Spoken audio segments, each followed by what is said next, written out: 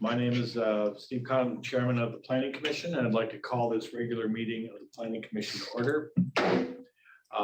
We'd now like to do the Pledge of Allegiance. Please join me. Just put that way. Ready, begin.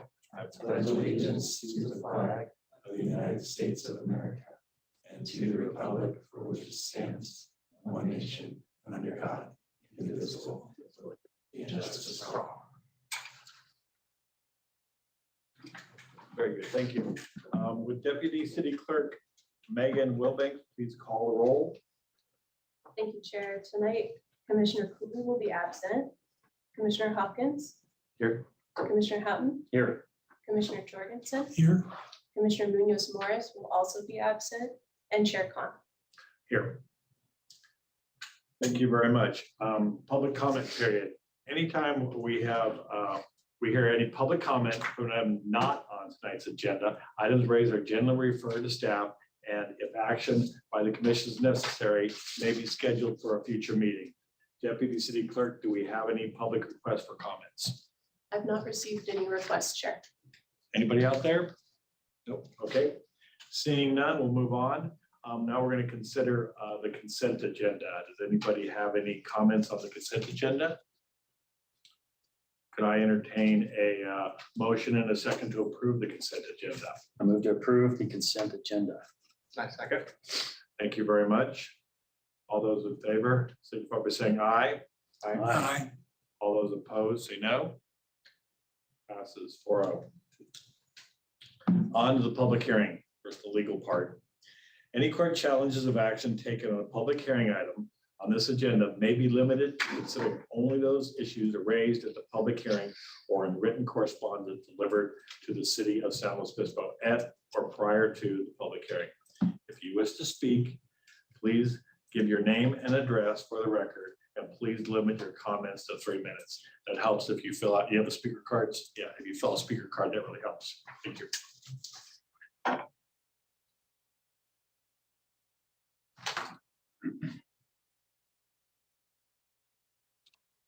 Our first item will be the review of the draft climate action and safety element update. The recommendation is that we adopt the draft resolution. Recommend the city council amend the general plan safety element, adopt the negative declaration of the environmental impact. Public hearing item, would Housing Policy and Program Manager Teresa McClish please present the report? All right, thank you, Chair Khan. I'll kick things off. Great. I just wanted to start off with a few introductory comments just for tonight's agenda. Got two big items on the agenda tonight, but they're very different. So I just wanted to talk about scope and purview for a moment. First off, climate adaptation and safety element is a recommendation to the City Council for adoption. That's the staff recommendation in front of you tonight. So you'll need to come to a conclusion and have a motion to approve that resolution. We'll need 3 votes to approve that motion under the circumstances. So that's one with more group deliberation where we'll arrive at a conclusion and send a recommendation to the City Council is our goal for tonight. The second item related to parking access and management is not an item that the Commission has a formal role on. So this is being used as an additional opportunity for public engagement. Obviously we're televised, so we'll be able to share that presentation with the community before this item gets presented to the City Council. But instead of a resolution and a lot of deliberation, we'll just take individual planning commissioner comments and public testimony on that one, and staff will appreciate that. But in terms of the climate adaptation and safety elements, very excited to be here tonight in front of you with a recommendation for approval. Last night, actually, the City Council granted approval to the city's 2022 update, the Climate Action Plan. This following suit makes a lot of sense because both the Climate Action Plan update and this Climate Adaptation and Safety Element update, both plan updates were required basically following the adoption of the city's housing element. So under state law, those are Those updates were actually triggered by the housing element update. We're making great progress in terms of implementation of the housing element and now making great progress on these important climate policies and programs. So Teresa's going to give the presentation. Just want to highlight that there's a big team here to support the discussion. Miguel Barcenas and Shauna Scott from the Utilities Department are here. James Plattler from the Fire Department, and our Climate and Sustainability team, Freddie Oddie, Lucia Pullman, and Chris Reed. So we're here to support your discussion, and Teresa, take it away. Great, thank you. And yes, echoing Michael's comments that we're excited to be here tonight, you know, preparing for this evening's commission item and thinking about where this project started. As we talked in October at our workshop, we discussed the hazards and vulnerabilities report that's appended to this climate adaptation safety element. And that was born out of a grant from Caltrans, and that grant project was called Resilience Slow. And when we started that project and looking at the slide, I was recollecting that you know, we were shut down, we were on online meetings, we had smoke in the sky and extreme heat days, and it really made us pause and appreciate this opportunity to bring forward policies and programs in the general plan format that's going to take us out for a couple decades. So this is a long-range planning effort. These policies are embedded in the general plan, and we do look at it. There's lots of state law requirements and so forth, but very much aligned with major city goals of this council, and a great opportunity to position the community well going into the future. So with that, again, a little bit on purview. We're here, two major roles. So this is to provide a forum for public discussion and consensus building, and to provide the policy and program direction and recommendations to the City Council. We were here on October 26th, and we talked a lot about sort of the setup and the structure of the planning of the case at the time. And we have a few changes in this document. You may have noticed a couple of those changes were some of the figures being updated. We included a figure relating to a requirement by the state through Senate Bill 99, primarily, and requiring us to evaluate neighborhoods in the city that have limited evacuation routes and are also overlaid with certain hazards. So that figure is included in a discussion included in the document. Other changes from when you saw the document in October include updated figures, including data from the state. We have a landslide susceptibility figure in the document now, and we have made some revisions to some of the policies and programs that I'll outline for you going forward.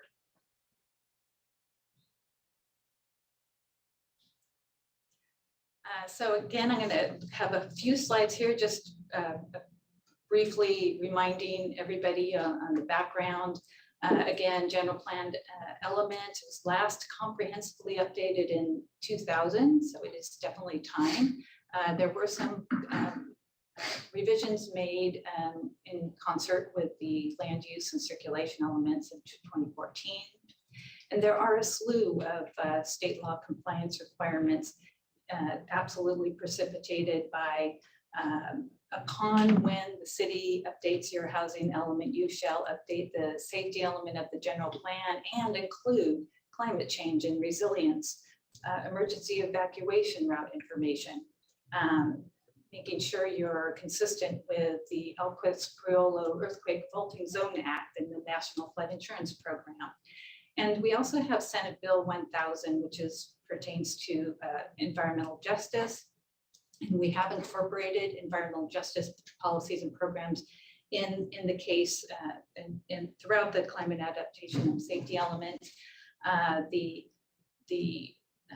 the requirements from the state didn't absolutely necessitate it, but our own regional planning efforts through the San Luis Obispo Council of Governments, their identification of disadvantaged communities, and the overall direction from the state on environmental justice did very much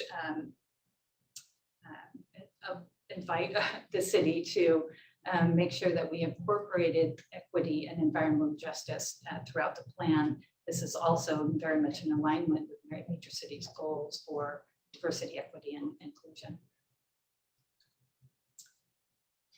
And so the process, a lot of it took place under the Caltrans grant. The city was very fortunate to receive that grant that covered a lot of the technical modeling and the community outreach activities that did take place over the last couple of years.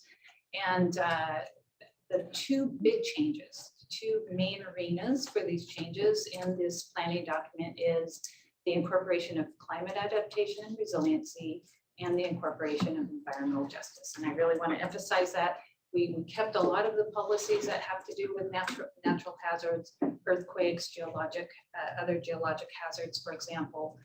But the new stuff is really pertaining to those two areas. And the state, gives us marching orders on how to do that, how to assess the community's vulnerabilities, how to develop adaptation strategies, and then incorporate them into a policy document. And we were very fortunate to have good opportunities, notwithstanding the shutdown, and a lot of it was online, but we did do a considerable amount of community engagement that's outlined in the appendix D of the climate adaptation and safety element. Can I ask you a quick question? So in our package, there's all these blue landscape. Is this a complete summary of all the changes Yes, that yes, between the old and the new, between the old and the new. but not necessarily between October and now, right? Correct, correct. It's everything. It's everything. Okay, It's everything from the get-go, yeah. okay, great. So I want to read over our vision of goals. We did that at our workshop. Just reminder of how the goals were set up in conjunction with the grant effort. And our sections include kind of those symbols throughout that kind of let the reader know which goals they are supporting. And the main impact areas that are evaluated then are these in front of you on the slide. And again, the high impact multi-hazard resilience is a new section. This is our opportunity to evaluate ways we can co-solve for different types of hazard preparedness.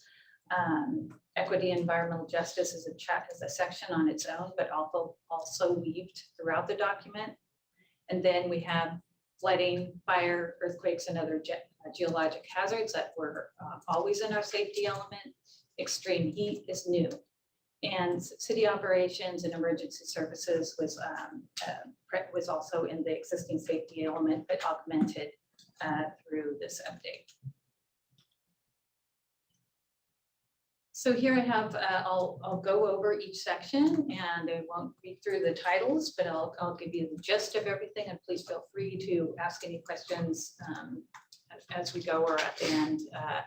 The main reason why we've included high impact multi-hazard resilience is, again, these cross-cutting policy opportunities that can boost community resilience amongst what we're amidst what we're perceiving to be unpredictable and compounding threat of fires, floods, extreme heat, and earthquakes. And these are the policy titles. You will see the use of the policy direction to make sure we're using climate-informed information in our projects and programs. And that's a main, just of the first two policies here. And also equity, weaving in equity in terms of preparedness and post-disaster recovery resources. This was identified in public outreach throughout the project. And also the state is really encouraging explicit policies that require regional collaboration for climate adaptation. And so these are the programs. The programs are intended to implement the policies, and this is a long-range planning document, but at the end of the document, we do have an implementation table that outlines timelines for these programs. So you can look up any of the programs and see what the near-term, midterm, or long-term outlook is for the implementation of these programs. And some of these programs are new and taken from guidance, state guidance, or best practices from other communities that have gone through climate disruptions. And that, I believe, was asked at the workshop. And did we look at other communities? And that was part of the grant effort. We have some adaptation booklets that were prepared through that. And we did pull some best practices. Some of those are here. One of the big ones is climate resilience hubs. We've talked about that here at the city and how to incorporate those into building going forward. And this is a program that's much more lengthy in the document, but it is a program to help us implement those going forward. And then on the left there is just a snapshot of CalAdapt and the resources at the state. They're very robust and they're really informative in terms of climate change research. They're available for anybody to go in and look at some of the modeling that they're doing. And I would say this has really been evolving over the last several years, and the last couple of years in particular. And I'm sure they're used by not only government, but industry as well. We did receive some comments on the document through our consultations, and one of those consultations with the board was the Board of Forestry and Fire and CAL FIRE, and they provided several comments that will that they thought would clarify our consistency with regional state agency work. And I'm going to weave those in as we go forward with these slides. And so the first one is in the section for multi-hazard, multi-impact hazard resilience. And it's a bulleted that's added to emphasize recovery and redevelopment after large fires. And they wanted that explicitly added into the safety element to help, make sure that we're preparing that, in the event we have programs that will direct the city to ensure that this post-fire recovery is done properly. And the second section is equity and environmental justice. Again, this whole section is added and new to the document. The reason is it integrates equity and environmental justice considerations with public safety. And state guidance says if you're going to do environmental justice in your general plan, you can have it as a standalone chapter, or you can put it into your safety elements. And so that's what we're doing here this evening. Very many intersections with public safety. Policy titles, policies include equity and justice in all policies and programs, and equitable civil engagement. I do want to emphasize we did through our working groups of the Resilience Roundtable, that communication piece to vulnerable communities was emphasized quite often through that process. Programs include empowering participation from all areas of the community, and ensuring that we are doing this right now, ensuring that public engagement noticing advances procedural equity, And this is all really tied into making sure we can, you know, people are informed, educated, and we can make sure everybody's equally, you know, have opportunities to be resilient in their communities and neighborhoods.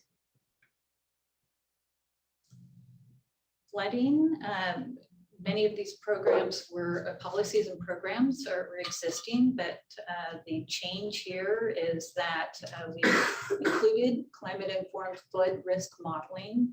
And this is to help describe potential climate-induced flood impacts. So the city still will use our FEMA maps for our development, but this provides a lot of new information looking out again into long-range horizons about the unpredictability of the storms we may be seeing and the potential creek flooding that we may be seeing going forward, maps those out and talks about them in the policies and programs. Again, you'll see the theme, climate informed. Here it is for management, talking about new development as well as existing development. And again, emphasizing preparation as well as recovery for post-wildfire debris flow. And yeah. Where do we stand in the cycle of FEMA flood mapping? Are we in the middle? How often does that get redrawn? Do you know where we're at with that? You know, I don't know exactly where we're at for that. And perhaps afterwards I can you can. answer that. I mean, we're I don't want to go not deep into it. but in the just- middle of any process as it Okay. relates to mapping for the community. Mhm. But as individual projects come, especially when housing is constructed in a floodplain, like the 650 Tank Farm project, for example, we work really closely with FEMA to ensure like that the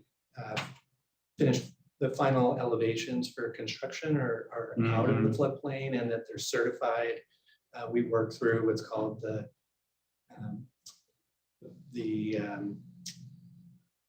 what is the acronym for CLOMAR and LOMAR, the letter of map revision, and the conditional letter of map revision. So it's on a project by project basis as opposed to like a comprehensive community basis. So is the map fairly static at this point, or does it get reviewed and?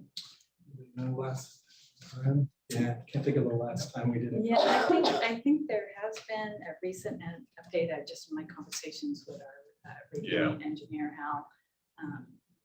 I can add a little bit more. Well, what I'm kind of wondering too is Yeah. if it ties into this, climate change, bigger storms, Mhm. bigger floods, line gets out further out there. Is Yeah, that what we're anticipating? That's part of it. The FEMA process looks at the probability of exceeding a certain flood. Yeah. So all of the mapping that's based is on a 1% chance. What this is looking at is what are those variables that exceed that 1%. So I'm sure there'll be additional steps to try to add layers onto those maps, but for now, they're just looking at the 1% exceedance factor, which is a 100-year storm. Right, okay. Then additional question on that, would those projections, those set maps separate from the FEMA maps, would those be enforceable in any way? Okay, just more of just Information. FYI, Banks care about it. yeah. Right. Oh, yeah. Right. Flood insurance. Insurance Yeah. companies. Yeah. You actually Thank you. only have to have flood insurance if you have a mortgage. If you don't have a Right. mortgage, there's no requirement to have flood insurance. It's a big thing. Right, so this gives us an opportunity to share with the community, you know, what some of these climate models are showing us and the variability in the flood prone areas for looking out again several decades. One of the bigger programs for supporting the policies here is the Waterway Management Plan. This is a plan that we rely upon for much of our work, and it's an update is on the horizon, near horizon. We need to work on this Waterway Management Plan with the County of San Luis Obispo, and we have a program really directly describing that here in the safety element, because it is very integral to flood protection and waterway management.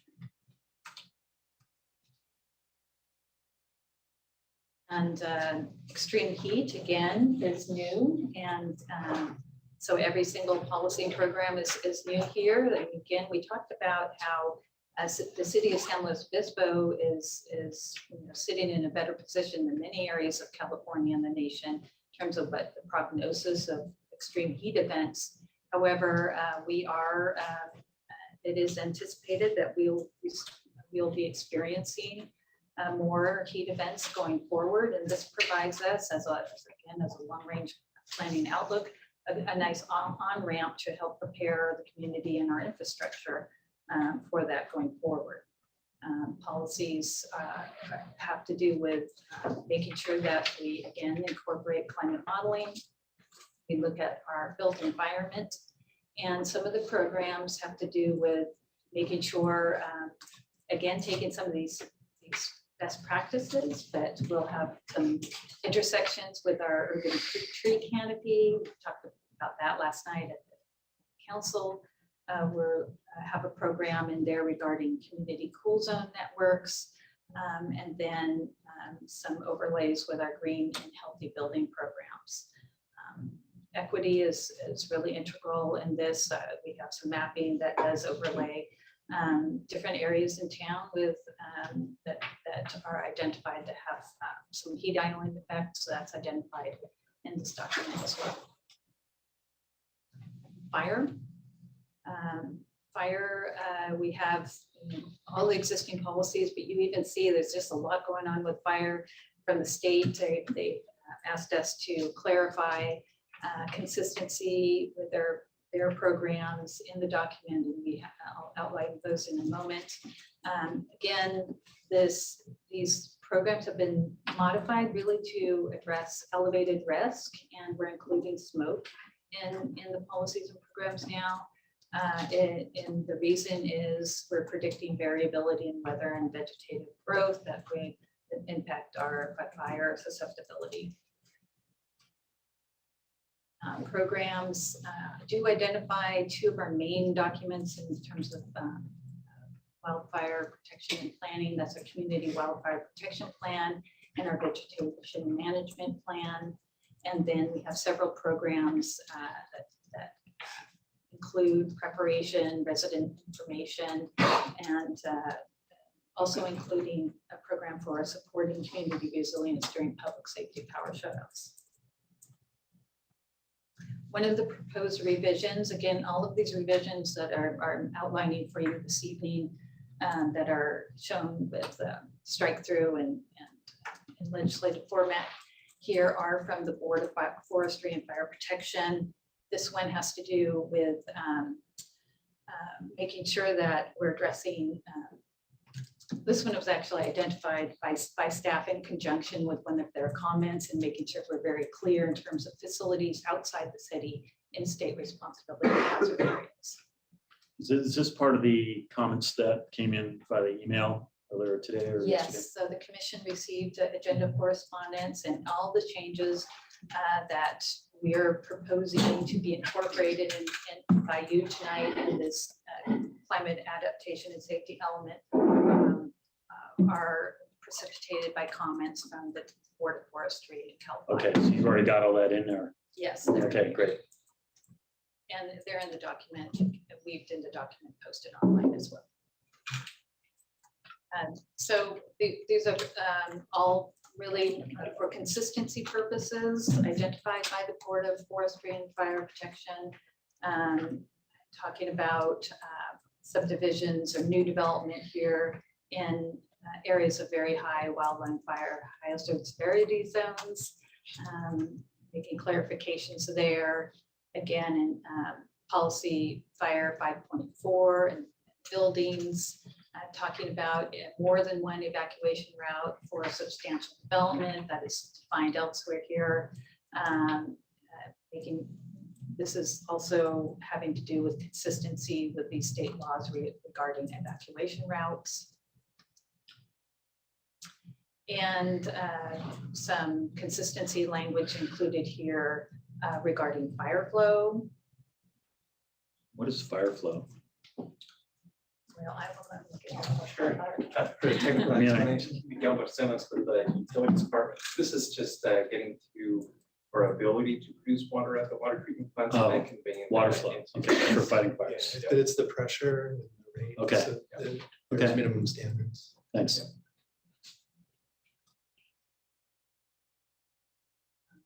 And then one of the comments was relating directly for the preparation of fire protection plans. We are adding a new program to describe this.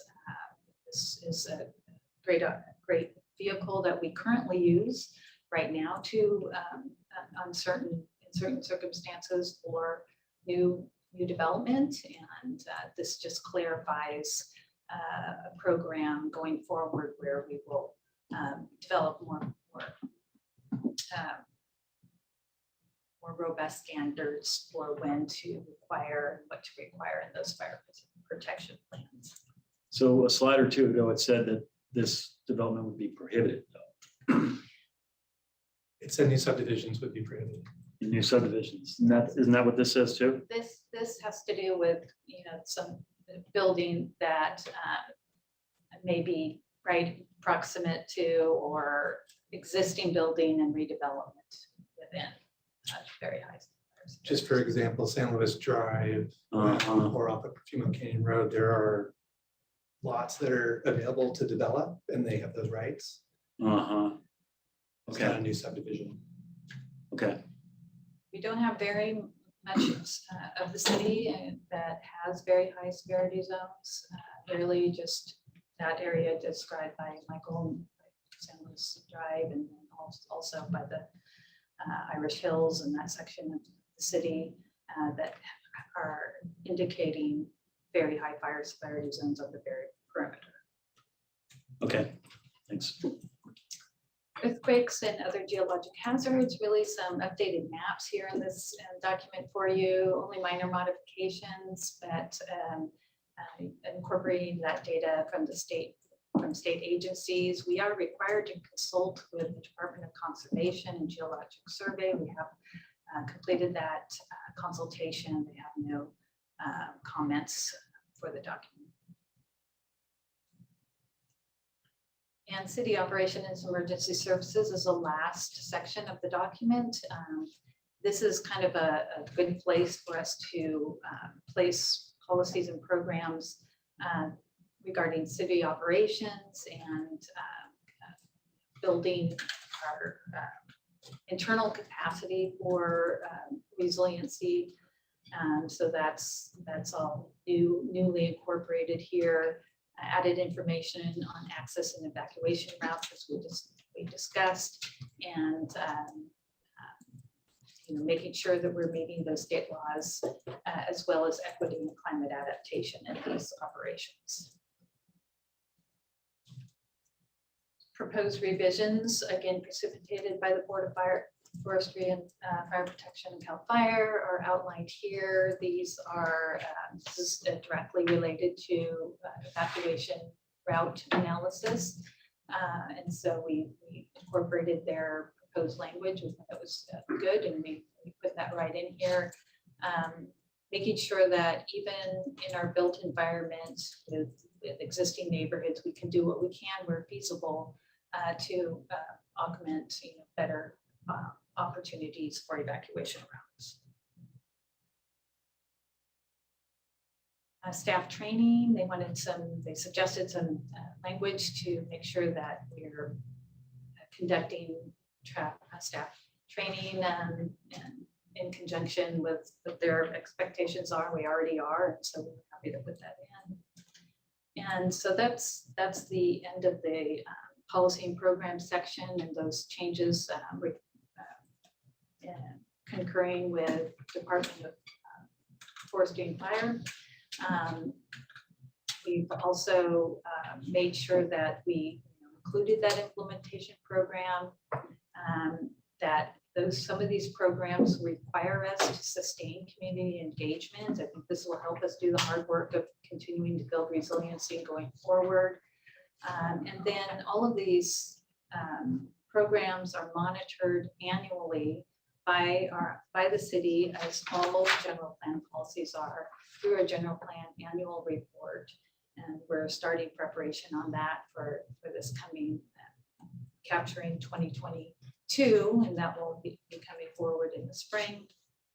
And so this, will also be included once adopted. Public outreach, again, that's described in the case document and the appendix. We also have a survey, an additional survey that's online and ongoing now, so people can still comment on the climate adaptation and safety element, the case, as they might watch this meeting this evening, and as we proceed to city council, and if they have any comments or questions. We did prepare an initial study and a negative declaration in accordance with the California Environmental Quality Act that has been circulated for 30 days. We did not receive any comments.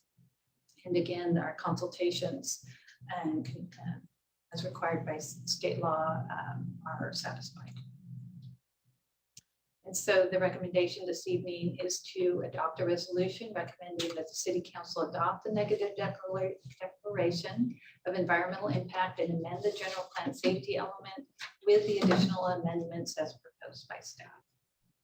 And myself and the team can answer any additional questions. Thank you very much. It's a lot of material. Appreciate it. Are there any questions of staff? Any questions of staff? Yes. I have a few questions just from going through the agenda report. So I can give you them now. Yeah. Okay. Yeah. So Appropriate. I'm on page, starting out on, I guess, page 11 of 695. So at least one public hearing. So we've already had one. This is the second one. Is that right? Yes, we had a public hearing as a workshop opportunity, and this public hearing. was- Okay. And then we had in the city council meeting, and then there was the housing project that was on the agenda last meeting. That's subject to this 5-meeting maximum, but that doesn't apply to this sort of thing. Is that right? That's correct. Okay. Let's see here. I had a question about Diablo Canyon emergencies because that seems like a potentially very high impact multi-hazard thing. It seems like we're mostly just kind of letting other people deal with that. We don't get into that very much here. Are we considering that to be a PG&E and county responsibility, or what's our thought on that? Yeah, we do describe it in the report, and then we have regional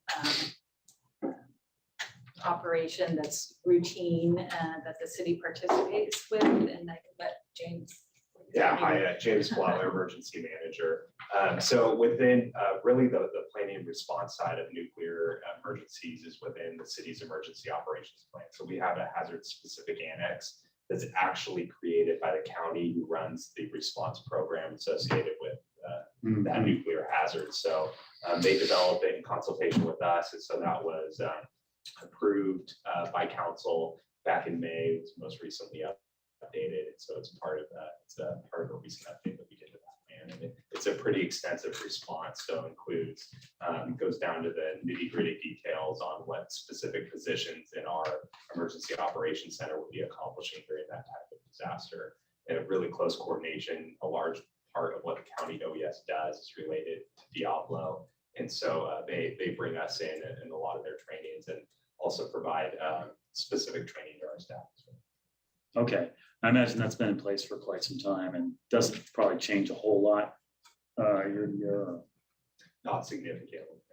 Okay, But there is one important concept, and James touched on it, and the safety element does have to be consistent with or inclusive of the hazard mitigation plan. So that's a requirement by the state. So where that changes, we have to, if there were some changes, we would have to go back perhaps and amend this document. okay. On page 15, climate adaptation strategies for fire. What, if anything, new are we actually doing? I guess you ran through some of those things in your presentation on the last thing that we were just talking about with development in very high risk areas. Are we doing anything broadly new in terms of fire climate adaptation? I mean, fires could happen whether the climate changes or not. Are we really looking at it all that differently? I would say that there are several kind of augmented policies that have to do with the increased risk. We're looking at increased wildland fire risk potentially because of the climate changing. And that's hotter temperatures, different precipitation, how that affects vegetation growth. And all of those were identified in the modeling and technical reports that are the backbone of the basis of some of these policies, and to recognize those and put those into place in terms of policies of the city and implementation programs going forward. The main reason is increased risk due to climate change. Part of the, I have a lot of friends in Colorado, and one of them lost her home in the Louisville fire that happened was that earlier this year, and it was in the last year or so. And that was a fire that tore through a city, which, I think everybody thought was unthinkable that would happen, but the winds were so intense. And so are we considering that kind of thing can happen? Are we changing our plans for that?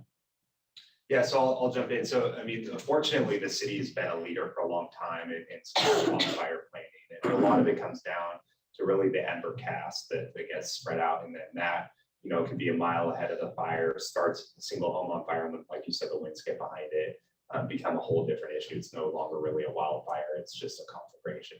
And so, fortunately, a lot of the fire codes, building codes established well ahead of the time that the state's coming in and kind of mandating jurisdictions to incorporate that. So even though a lot of this climate information that came out as part of the Resilience Slope project, a lot of that information informed us, but we were already meeting some of those recommendations based on what we're going to expect today and in the future. We've done modeling, for example, right, to kind of show what to expect under certain circumstances in the case of like where embers would cast and how that would affect, like on Bishop Peak. I remember working with Chief Olson on that.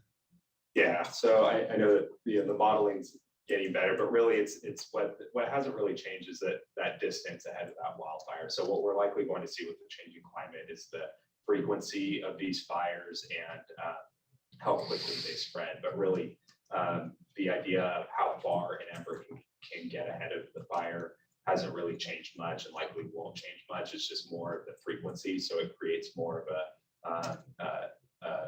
a need to make it more of a priority to address these issues, because it's likely going to be seen on a much more frequent basis. And so fortunately, a lot of what's already within the current safety element was meeting those needs. So are we thinking more proactively about prescriptive burns and things like that too? I mean, I've seen all the fuel that's gotten gathered up by Montaña de Oro. Is that part of the idea there? Yeah, so you're likely going to observe not just, you're going to observe within our entire county, there's going to be a lot more of those prescribed burning practices. We're currently working on one on the Neosea Ranch property that's in the environmental review process, but it's in coordination with CAL FIRE. So they're getting a lot more ability to get in there and conduct those projects as regulations are being lifted at the state level, and a lot more funding is being put towards those projects. So we're going to continue to look at those opportunities both within the city's jurisdiction and looking at that green belt that surrounds us, so that way we can reduce that threat of a fire coming from the outside. Yeah, it seems like a lot of this really is county land, not city, but I've just seen what it can happen in a city. Right, and we work really closely with the local Fire Safe Council, who oversees a lot of those projects where they cross jurisdictional boundaries. So they're a great partner in helping address those. Great, thanks.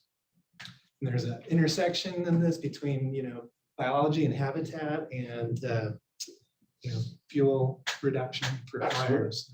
Freddie ICA biologist, just wanted to offer another plan that we're looking at. So we've got the community wildfire protection plan and the vegetation management plan.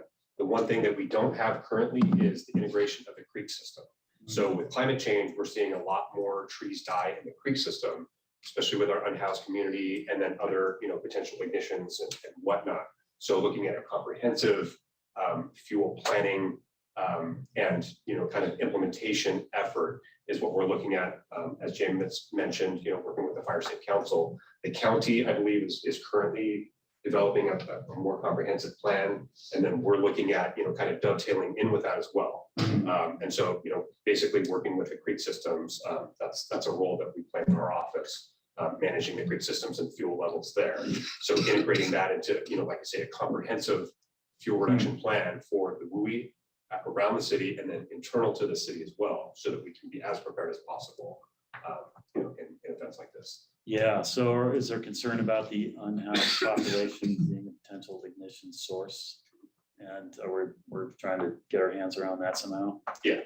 And, a very, very complicated issue, looking at where we can, reduce fuel where, typical encampments are and, while educating that portion of the community as well. And, trying to enforce where possible, our ordinances that are already in place to prevent those ignitions, to keep, the entire community safe. Yeah. Thanks. It's an issue that Freddie in particular has a lot of experience working.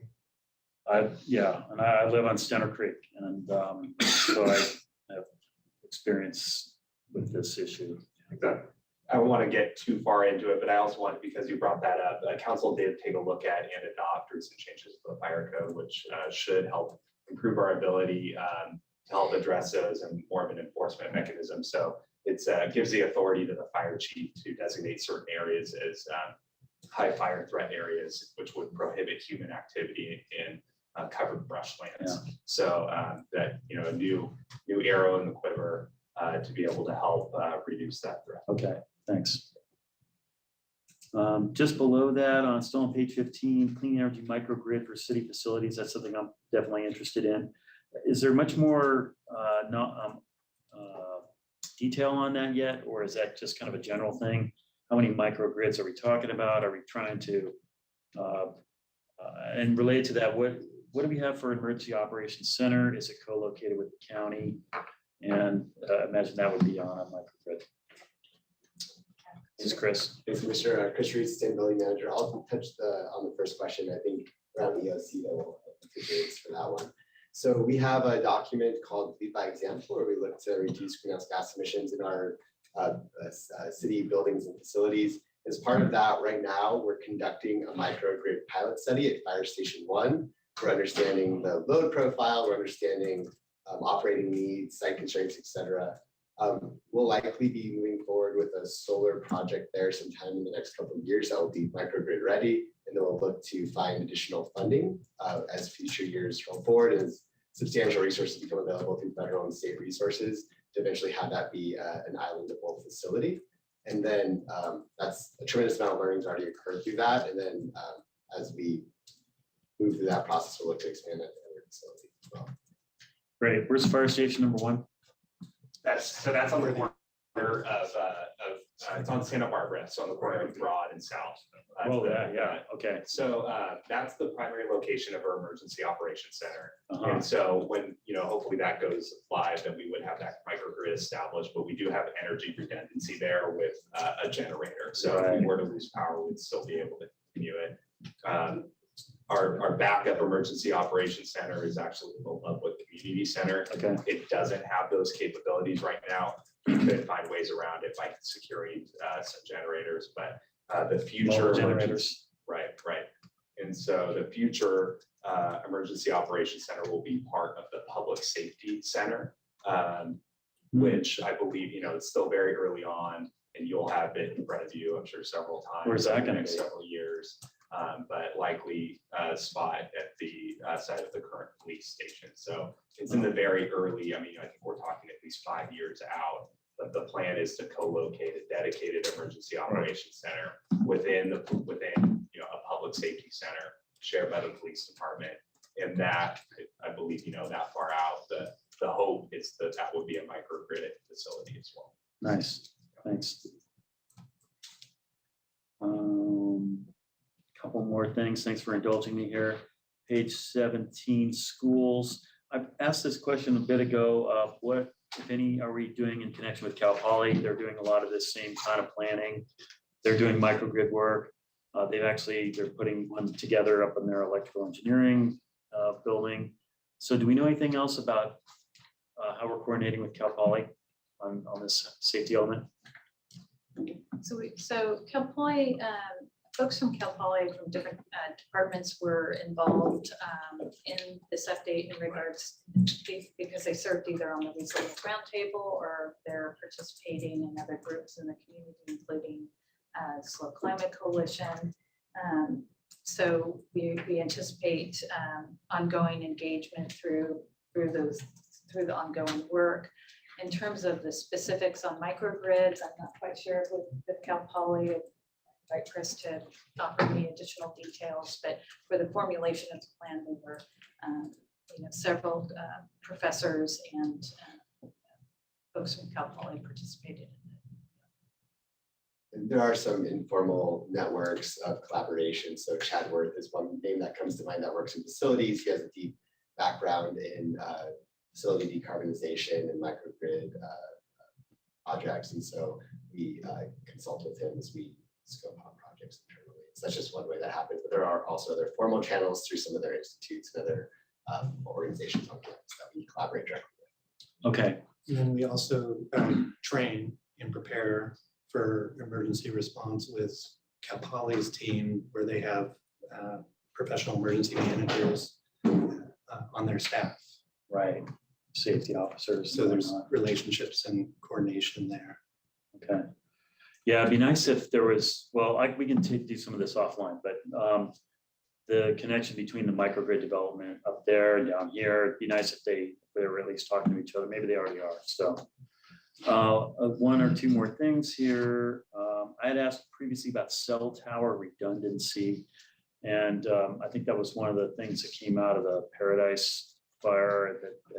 So do we have a good handle on if you're in different parts of the city, are there parts where you're relying just on one cell tower, and if that thing goes down, then everybody loses communication? Or does the entire city have like triplicate redundancy? Do we know, how much do we know about that situation?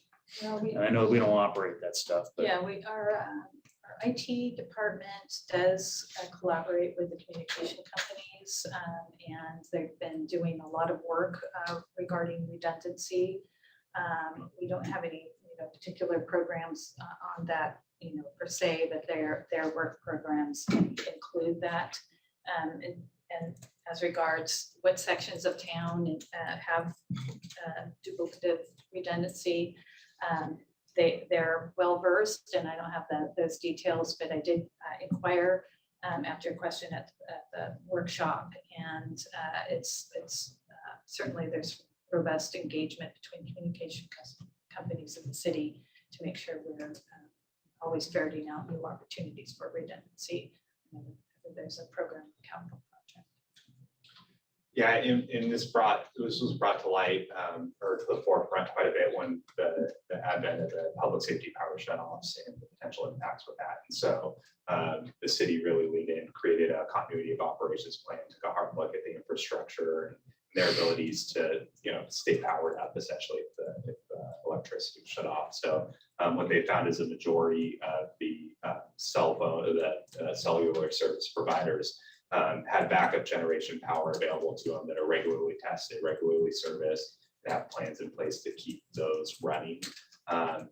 But one of the big things also related to, like, for example, Paradise or some of the other events where the phone lines were quickly bogged down. One of the learning lessons with that fire and other fires is that sometimes first responders were not able to get through on cell phones when maybe radio traffic was completely overwhelmed. And so they've established programs that help give priority calls to first responders. And so I know we participate in some of those programs to help make sure that at minimum, our first responders communicate with each other and convey those was the central critical message. Well, and you guys have radio networks that are independent of all that too, right? Right.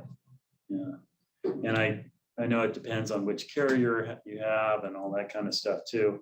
Is there a kind of a thing where if there is an emergency, then everybody can use everybody's tower and it's not like, oh, I have T-Mobile, I have Verizon and I can't, is there anything like that? I couldn't speak to that exactly. It's something we can look into. I'm not aware of any programs that utilize that. And a lot of times they co-locate a lot of their Right. their infrastructure at the same location. So if you lost one major place due to damage, then likely impact all. Yeah, okay. And then two more things. On the blue landscape tables, there was a thing about development permitted only consistent, this is for airport adjacent development. And we got the preview of the link, which is going to be right near the airport. And a lot of the development that's happening right now is near the airport. And are we making sure that all those, this is not exactly I guess it's a safety thing. I mean, I remember the plane that crashed into that biotech lab on takeoff. That was like 8-10 years ago. Yes, Promega. So is there anything that we need to talk about or think about with those developments that isn't already being discussed and considered? Our obligation for the safety element is that we're consistent with the San Luis Obispo's airport land use plan. And that was recently updated and restated, and so we put the language in precisely to be consistent with that. So all development that may have associations with impacts with the airport have to be reviewed through the process of the airport land use plan. That's more part of our land use element, that we do have a series of airport compatible open space areas around the city that are identified specifically for the purpose of helping pilots be able to put down a plane in a location that isn't developed. We work very closely with the Airport Land Use Commission, and there is a commission, whose sole purpose is to govern land use in the airport influence area. They generally follow Caltrans standards, so there's a kind of a hierarchy of oversight as it relates to airport safety and compatibility operations. And then in addition to all that, there is an airport master plan itself. Yeah. Helps with hazards from overflight. So for example, on that link project, there's a lot of open space that's dedicated. That is right in the takeoff of 29. And was that partly intentional? Yes. That so they Runway. kept that? In the runway protection zone, there is no development potential. And, Okay. and depending on where you are relative to, those areas of high Right. aircraft traffic, you have less potential. Okay. And then the noise is an issue too. That's more of a land use thing than a safety thing. But that we can leave We that. have, and we have updated Okay. noise contours for the airport. Yeah. So we can share this with you. Okay. And the map of those airport zones is included in the safety. Right. Thanks. And I know something was deleted. And it was about electromagnetic radiation and protection from. So that's something I've been interested in following for a while. And it seems like they've never quite found the smoking radiation, I guess, or, so is that kind of where we are concluding that it's not that big a deal to live under a power line now? Well, I think it's just the city doesn't have any jurisdiction on that, controlling that or Well, there was language in there about being near high voltage power lines. Yeah, and I looked And at it's out some now. state guidance and, best practices elsewhere and just couldn't,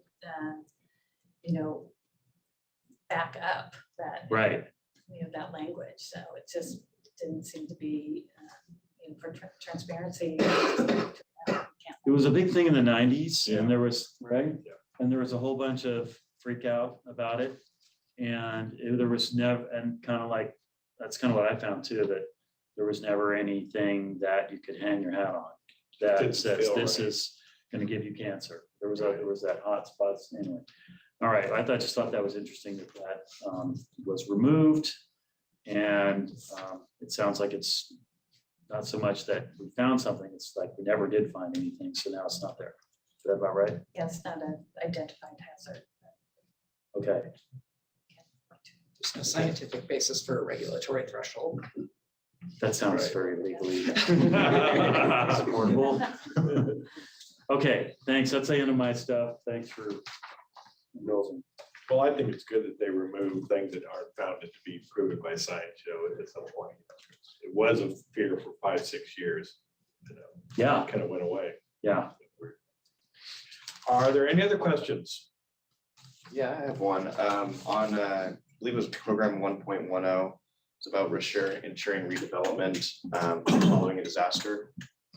Is there anything, I guess I would assume there'd be redevelopment after disaster. So is that language there to help prioritize resources? Or I guess I'm just wondering the reason for the inclusion of that language. Yes, that's why it's to make sure that there's an equitable provision of resources post-disaster.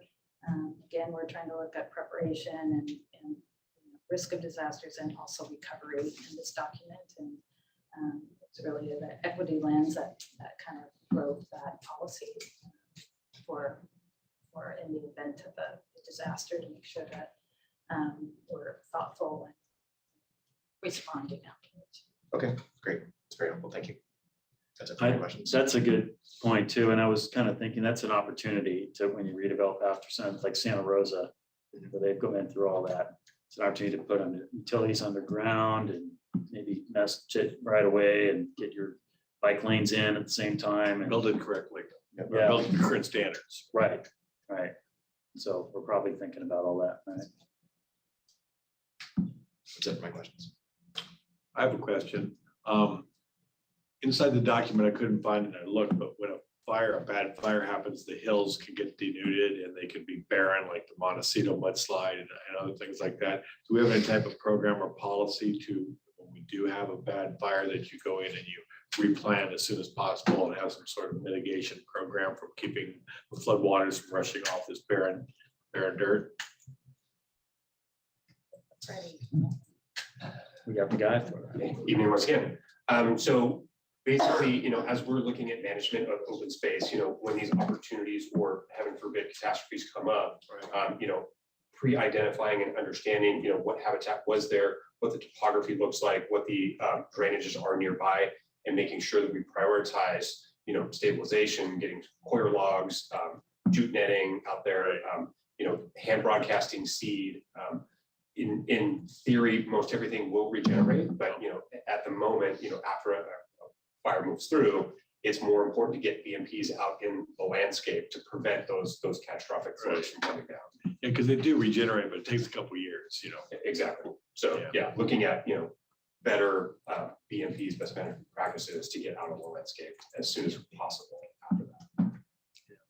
Yeah, and I will add just for added knowledge, and since the Montecito debris flow, the fire service has really changed the way they manage good. incidents. And in the past, when a fire was done and they pack up and go, where now when the fire is done, the analysis on the potential of the debris flow occurs, and that's monitored for several years after the fact. And it's also done in coordination with the National Weather Service, so that way when certain rains come, that there's that forecasting on potential debris flow and burn scars.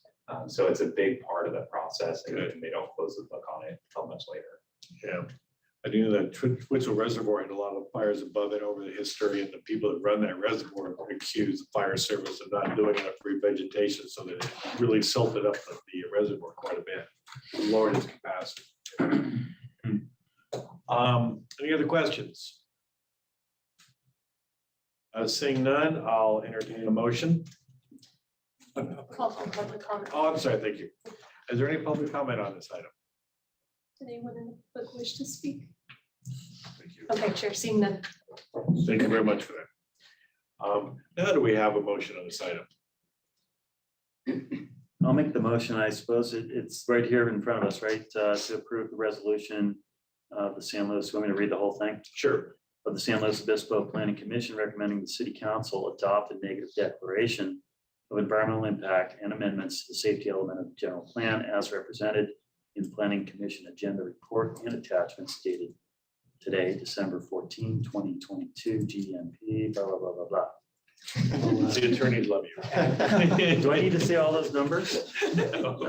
I'll second. You also, you gotta read You it can all. move staff. We should definitely make sure that it includes the amendments identified by staff this evening and in Yeah, your So agenda. include that. Right, and attachments dated today, December 14, 2022.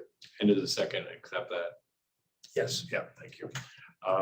With that, will Deputy Clerk please call the roll? Commissioner Houghton, Aye, yes. Commissioner Jorgensen, Yes. Vice Chair Hopkins, Yes. Chair Khan, Yes, and motion passes. thank you very much. Next item on the agenda is a public hearing before us to review the draft goals, policies, and strategies for the access and parking management update.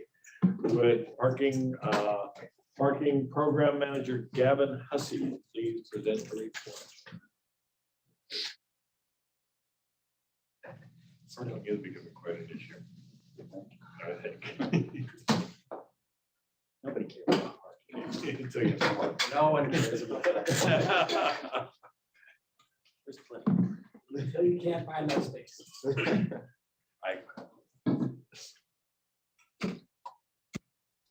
Good evening. My name is Gavin Hussey. I'm the parking program manager for the city of SLO. I'm joined by Alex Fuchs, who's been our project lead for the access and parking management plan. And I believe we have Walker staff here too to assist with any questions that may come up. I have one question. Where, was this in our 692 page packet? Because I couldn't find it. It's At the very, not the presentation, but the report was at the very. Yeah, It's very, Yeah, I think there's a page What that you says got, I was somewhere. noticing your page number, what you got just the report on the safety element. You didn't get the whole package of this right here. Oh, Because it's 800 and the whole package is like 800. I believe this report's. 817. In the whole- 17. I Yeah. only got 699 after. Okay, we'll go ahead. I'll catch up. So we're here tonight seeking input for the city's access and parking management plan. Parking Service is currently working off a plan that was developed in 2002 with a minor revision in 2011, so we're pretty outdated. Our goal through this process is to bring the access and parking management plan back into alignment with other city plans that have been updated or developed since our last update, and to identify strategies that holistically manage public parking in our community. For this effort, we have partnered with Walker Consultants, who is an industry leader in parking planning and mobility to achieve their goals. We'll turn it over to Alex for the presentation. So through this presentation, we're going to go over what is an access management plan, go a little bit more detail about the last time the plan was updated, major and minor updates, the purpose for doing this update now, the plan's relationship to other plans that the city has either adopted or updated recently. And then we'll go into the actual plan update process itself. So what we've done outreach wise, the existing condition study that was completed and attached to the report, the case studies and best practices memo that was also attached, next steps in the process, and then go over some of the draft goals, policies, and strategies that Walker has essentially taken and translated into the sphere of parking from these other guiding documents. As I go through the presentation, I may just reference plan as opposed to continually saying access and parking management plan. So if you see plan or plan update, that's what I'm referencing. Can I ask a question? Is this an element of the general plan? Like, It's safety? not an element of the general plan. So is this sort of a side thing? So it's the parking services guiding document, but it aligns itself with the circulation element, downtown concept plan, things that are under the purview of the planning commission. It supports overall city goals and objectives. Okay, so this is something, is there one that already exists and we're updating it? Yeah, And how often do we do that? there's no set standard. However, the last major update was 2002, so 20 years ago. There was a minor update 10, 11 years ago when the zoning regulations were. Okay, great, thanks. A lot of things have changed in 20 years. Yeah. so- Yeah, Some things happen. yeah. So access and parking management plans, they provide a framework for effective management and to help achieve broader city goals and initiatives. It's supposed to align and support with other city guiding documents that we'll get into later into the presentation. They identify near-term and long-term goals to help manage this holistic public parking system, not only the downtown area, but throughout the city in general, as well as preferential parking districts that are established in the neighborhoods. And then all of this is done within the framework, the budget constraints that are adopted along with the financial plan and supplemental plan processes. The last update was 2002. At that time, we established a bus pass subsidy, also known as the Downtown Access Pass, also known as Gold Pass, effectively parking services, funds, 100% downtown bus passes for employees. And there's a verification process that they have to go through. They also improved bicycle access downtown area, reduced free parking in the structures from 90 minutes to 60 minutes, which I wasn't here at that time, but I heard was very, very controversial. And then increase 2-hour time parking spaces on the street and converted some longer term spaces to shorter term spaces to help sort of manage demand in the core areas. And the minor update was, like I said previously, coincided with the zoning regulation update and put in policies to help manage downtown residential developments and mainly where residences that aren't provided parking on site, how they can park within the downtown area through using one of the city's programs. So this access parking management plan relates to several other key plans that the city has either adopted or updated in the past 10 years, but there's also 2 plans recently that the active transportation plan and then the climate action plan for community recovery that are not referenced or explicitly supported in the access parking management plan because the last update was over 10 years ago.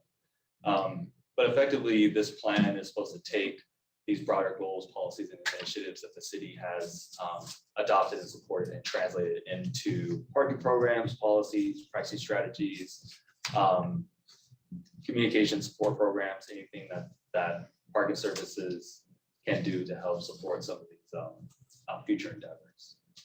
So on November 3rd, Gavin presented to the Active Transportation Committee and received feedback on specific action items that are in the Active Transportation Plan that parking services can support or play a major role in implementing. And so the reason that staff is here today is to relate these 3 plans, the downtown concept plan, the circulation element, the general plan, and the climate action plan, community recovery, to some of the draft goals, policies, and strategies that Walker has developed for the plan update. Get feedback on it, not only from commission members, but possibly members of the public as well. And then at some point it'll come back to us for recommended approval. No, so the next step is we would finalize strategies and then present a final plan to council for consideration. Okay, thank you. So this is our first look and we'll get one more. No, this is No, this first, is first and final, yeah. There'll be a draft document out beginning of January for staff and the community to review. Okay, but it won't be on our agenda again. No. Okay. So this plan has gone through extensive outreach so far and will continue to conduct outreach through the end of January, essentially when the report for city council begins circulating for review and approval. But outreach began in August with stakeholder interviews, both internal and external. And Walker really wanted to get opinions on existing conditions within the city for parking and access to the downtown area, as well as transitional areas and residential zones. And then also hear what people's opinion about future vision and hopes for parking and access throughout the city. And then in September, staff and Walker held a virtual town hall. There was about 23 or 25 members of the public that joined, and we provided interactive real-time surveying and were able to conduct breakout rooms and really hear from individuals on their travel patterns, their support for long-term sustainability, and then of course, their support for the transition of traditional parking spaces into maybe something else. And what a phrase you may hear is curbside management. That's the term. Not only managing parking spaces, but managing bike corrals, loading zones, pickup drop-off zones, all things of that nature. Curbside management. Curbside management. Okay. And then in parallel with this virtual town hall, Walker developed and released a online survey that was taken by almost 300 individuals that asked anything from demographic questions to their travel patterns, access to downtown areas. There was a subsection for individuals that lived in the preferential parking district to get feedback on how well they think that program is managed and the possible changes that they may support to help bring in some best management practices from other cities into our preferential parking district program. Preferential parking, AKA permit parking. Yeah, Okay, so it used to thank be called you. residential parking permit districts. The program has recently been expanded to allow permit districts to be established in commercial neighborhoods. So we transitioned to calling them just preferential permit districts. Sounds so exclusive. It's a state term, so I feel comfortable using it. VIP. FLA. Not yet. Well, the term everybody talks about with projects that are is permit parking, right? So, Yeah. but we're talking about the same thing. Correct. Yeah, so there's preferential parking permit districts, which are predominantly in residential areas, but then we also have permit programs in the downtown area for employees, guests, and visitors, and things of that nature. So there are sort of two gaps. So you think of permit parking as more of a commercial zone thing? It's both now at this point. Okay. That's We what's blended the progressed. two together. Okay, thank you. Yeah. Good enough. And so as I said earlier, there was a presentation to the Active Transportation Committee, and what Walker did was take what they had heard, what they have reviewed from the plans, and then identified key areas, and then they identified specific action items from the Active Transportation Plan that they felt fell into these key areas where there was heavy overlap. And so the Transportation Committee got to review those and provide feedback. And I believe the summary of the comments is in section 3 of the report that you have tonight. We also got an email today that had it listed, I thought. Yeah, from one of the members of the Active Transportation. This right here. Correct. Yeah, yeah. Okay. So were all these implemented or some of them or? They're being incorporated into the plan. Okay, Correct. okay, good. And then there was some 2-2-1s with council members to sort of present draft strategies, where we're at so far, get opinions on the outreach effort, and get some direction on what else Walker and staff could do to help really create a robust and comprehensive final product. What's a 2-2-1? 2-2-1s, it's they do them either individually or with pairs so that it, So it doesn't violate. violates the Brown Act. Okay. So the next steps in the community outreach and input portion of the plan update is, of course, our presentation here tonight. I'll look at this as a component of the community outreach portion because it's public comment is available to be given tonight. There's an online poll that's a supplement to the poll that was posted in September. It's gone live today. It'll be active through the end of the year and possibly beyond, but it's sort of directed questions based on the feedback that Walker received during online virtual meeting as well as the survey. And then there's some additional stakeholders that Walker is going to meet with and present some of these draft strategies to get some more targeted feedback. In particular, low-income housing managers, individuals that deal with persons of color, and then as well as I'm trying to get away from saying alternate transportation, but active transportation, right? So sort of bike coalition, things of that nature. And then all of that information will be rolled into the final draft plan along with operational requirements to implement these strategies. And then that plan will be available sometime early January for public review. The biggest portion, time-wise and cost-wise so far, has been the existing condition study. And so Walker reviewed the adopted plans that we are attempting to incorporate into the access parking management plan. They looked at the accomplishments that we have made on the current plan. They've also reviewed the parking programs, policies, pricing structures, and detailed that in the existing condition study report, which I believe is attachment B to the report before you tonight. But the largest portion of the work was the data collection, where Walker contracted with a third-party consultant called IDAC Solutions. And they went around in July on a Thursday and a Saturday between 9 a.m. and 9 p.m. and then again in September, and essentially counted vehicles and then counted number of spaces and then create these beautiful heat maps. So that was during farmer's market on a hot summer night. Yes. Yeah. Yeah, so the map on the left is peak occupancy that was observed during the data collection periods, and then the one on the right from September is a more typical observed occupancy that they had observed through their data collection. Question, isn't a big peak like a Saturday at about 1 o'clock, 2 o'clock, Saturday afternoon? So throughout the week, they did on Thursdays and Saturdays, it started to peak around 1 p.m. and then there was a little dip midday, and then it started to spike again around 5 to 7 o'clock. Okay. But yeah, the 1 p.m. and the 7 p.m. were very close, at least from what they observed during their timeframes. The 7 p.m. was slightly higher. But there wasn't different because 7 p.m. is more dinner and restaurants and going out, whereas the 1 o'clock is more younger crowd shopping, getting ice cream. It tends to be, yeah, lunch rush and then dinner Okay, rush yeah. that drives occupancies downtown. Okay, thank you. It's not shown here, but they also did heat maps for the preferential parking permit districts. So this IDAX crew, they just went out and kind of swarmed and counted like within a time period. And they ended up with these percentage numbers. Yeah, so they did car counts every 2 hours from 9 a.m. to 9 p.m. 4 days total, 2 in July, 2 in September. And there's more breakdown in the Okay. existing condition studied by location, the type of space that it is, whether it's 2 hour, 10 hour unrestricted, and even loading zones.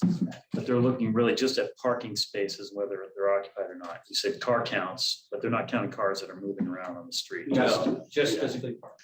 Okay, Yeah, static. okay, thanks.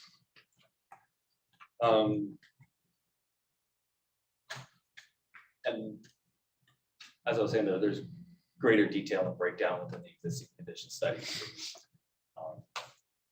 Tables and lines, it's nice to look at. But all of this culminated in sort of their key findings that they presented at the end of the report. Essentially, they found that July and September were very similar. However, July had slightly higher occupancy, which is not surprising. I mean, when you look at historical monthly revenue, it tends to be a little bit higher in July, August, and then it starts to dip in September, October, November months. Utilization rate in the downtown area was always below this 85% recommended threshold. In the parking industry, 85% tends to be the maximum of where a parking system is considered to be operating efficiently, meaning there's enough activity and use of it, but it's not so much that individuals can't find a place to park. And so outside of farmers market, there tended to be a utilization rate of about low 50s to mid 60s. So it shows that the system is in use, it's functional, and people are able to find parking. The existing conditions report goes into greater detail about the utilization rates based on the time zone. So whether it's a 2 hour space, 30-minute space, and then the location of it as well. So this is a high level summary of the occupancy that they found, but it doesn't tell the whole story. So I do recommend going into the existing condition study a little bit more. So these numbers, you got like 85%, is that sort of a weighted average of all the blocks that were surveyed, or an average of? Yeah, so when you go back to the heat map, it's the entire See survey the area. percentages right there, the colors. Yeah, So Red is 85% plus, but that's offset by the yellow and green.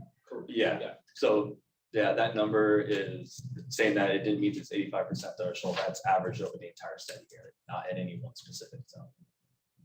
On the September they did they, was that when Polly was back in session? Correct. We intentionally had them survey when Polly was back. Yeah, it's a different world now. Yeah. Yeah, right now, too. 12,000 kids come back. And that's one of the things that they found, as well as in the preferential parking districts. On-street occupancy was about 25% across the 12 parking districts, and then it doubled to 53% in September, which coincides with the logic of Cal students are back. They tend to take up a lot of the rental housing within the parking districts. And then they found that the average compliance rate is 81%, which means that of every 5 cars that are observed within the parking districts, 4 had a permit during the active enforcement. And if you don't have a permit, you pay for 2 hours at a time or something. No, you're just Or subject to You're violence. just winging it. Yeah, take it. You're praying. Okay. Walker has also completed a case studies and best management practices memo. Staff really try to push Walker to look for comparative agencies that are outside the norm, which tend to be coastal California cities. And so they came back with a list. And after a little bit of discussion, we settled on these 6 cities. So City of Boulder, Colorado, City of Sacramento, Portland, Oregon, Rotterdam, Netherlands, and then Strasbourg, France, and Ann Arbor, Michigan.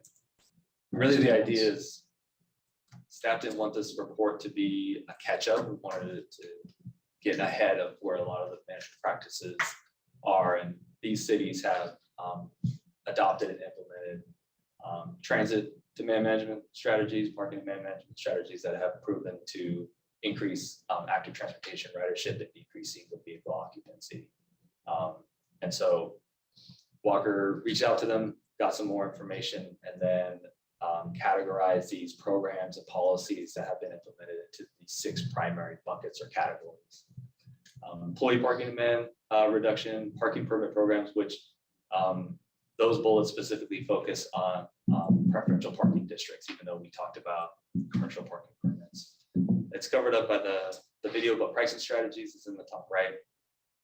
Multimodal mobility measures, financial support for transit demand management initiatives, and then outreach and communication.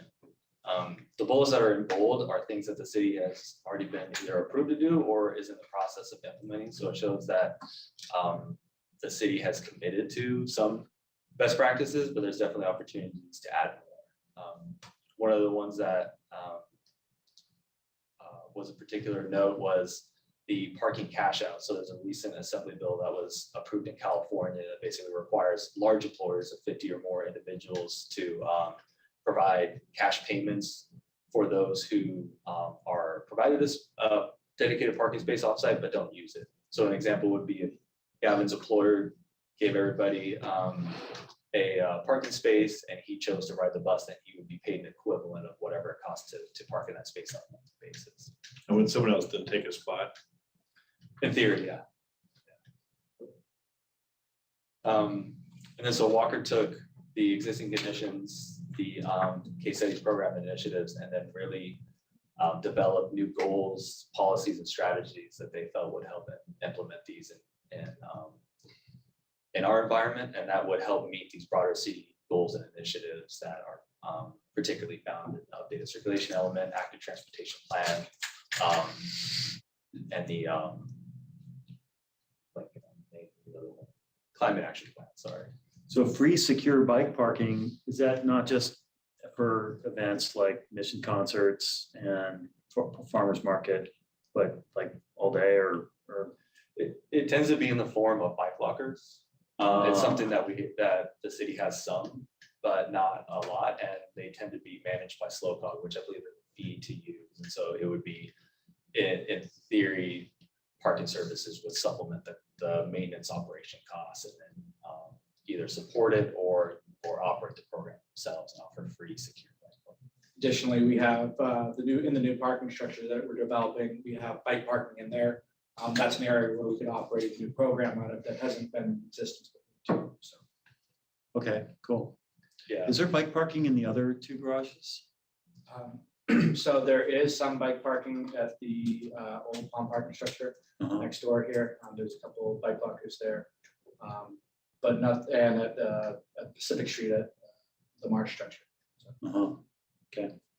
Yeah, another long-term goal that would relate to the free secure bike parking is what they call bike mobility hubs. And it would be a staff secure area where someone could lock up their bike, receive services, and then also education and training on either bike commutership or bike maintenance operations, things of that nature, or even possibly rent bikes or something like that. That would also be subsidized by the park. And are we thinking about providing some kind of power for e-bike charging at those locations now? That is one of the recommendations is installation of new electric vehicle charging spaces for not only vehicles, but bicycles as well. Is that standardized or is it everybody have a different plug now? For level 2 chargers, the mid-level chargers, it is. Level I mean, for bikes. Oh, I don't think it is. It's not. Yeah. Okay. Don't get me started on that.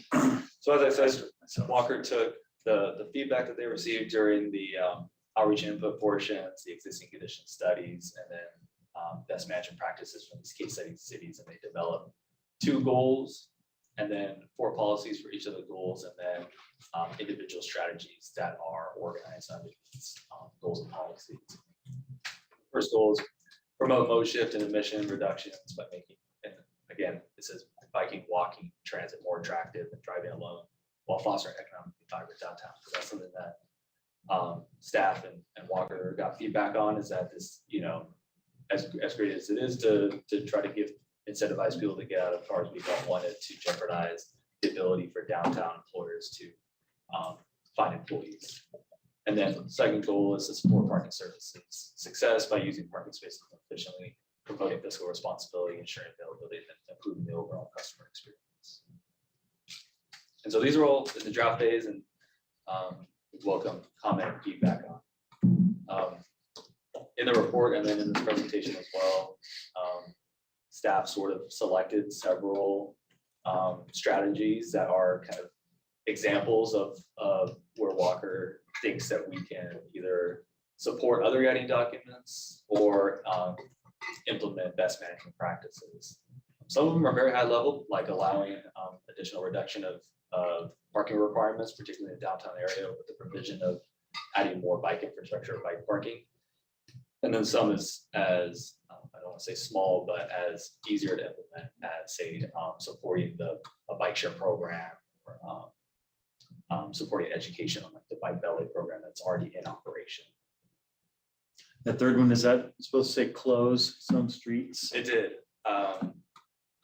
Sometimes the brain works faster than the hand. Okay, so Close some streets for pedestrian go ahead, multi Steve. use. And the next one, converting Higuera to a 2-way street, how does that help parking? Well, it doesn't help parking. It's supposed to improve access and efficiency. And that's the shift that staff is trying to make with this plans, to move away from focusing specifically on how to manage and improve parking specifically, and incorporate more active transportation, access, and reprioritize sort of in alignment with what broader city goals and missions are, to make more complete streets and vibrant downtown than is currently outlined in 2002, 2011 access parking. I know in that case, if you're thinking like the main parts of Higuera and Marsh Street, Right. this is more Oh, north of Santa Rosa. okay, I mean, ultimately maybe in other areas too, but I know initially much of this. right, I know what you're talking about, yeah, Yeah. thank you. So which part of Higuera would that contemplate closing for cars and just having pedestrians? Well, during the Open Slow program, which was initiated during early COVID, it was the central core of downtown. So it's something that Walker is recommending that the city entertain once again. As a periodic or permanent? That's something that can still be fleshed out. Kind of like State Street does in Santa Barbara. Yeah, exactly. Yeah, and I think with regard to Higuera, it's not a full closure. We saw through Open Slow that wasn't successful.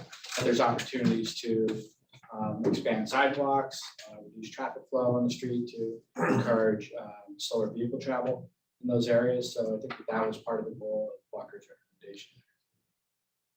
Yeah, so State Street in Santa Barbara, can you drive? You can't drive At the through there. downtown core now, they have cross traffic you can use during when Right. signals change, but many parts of it are all pedestrian and bike.